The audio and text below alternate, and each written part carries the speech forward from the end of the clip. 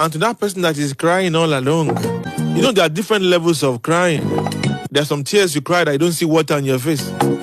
That's the greatest kind of crying. Some people are smiling outwardly, but deep down within them, they are crying heavily. Because they are going through things they cannot share with anybody. Some have lost hope in life. Some have lost hope in any sermon.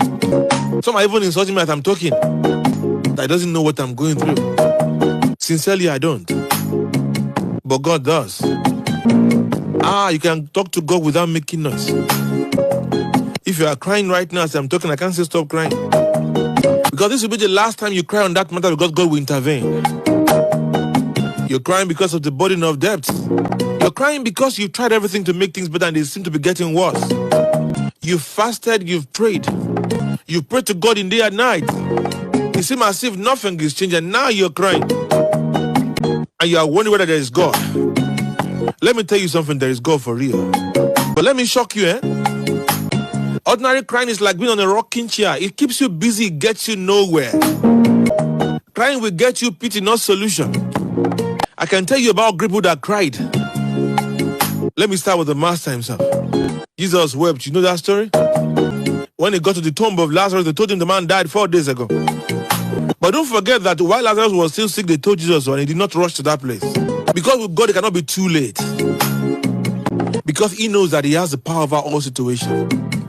He doesn't work within time limits, he's the controller of time. World famous Jesus wept. The Son of God wept.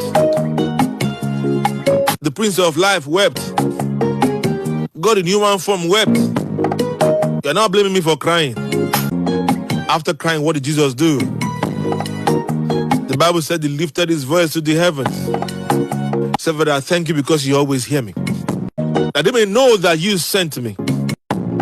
He said, Lazarus, come forth. And that dead man, 4 days dead man, he came to life. Because after crying, Jesus prayed. David and his men, they cried, they had no strength anymore. Then David remembered something. Let me talk to God. You know, when they were crying from morning to evening, God did not say a word. They were not talking to God, they were just crying. But when he prayed, God responded. God said, you will recover everything. And he recovered everything. Tell God about that medical condition, about that financial difficulty, about that case of hopelessness. But why can't you pray right now? You have the energy now. Cry unto the Almighty God. The debts are too much. God, help me. That looming shame will not happen in Jesus' name. God will answer your prayers.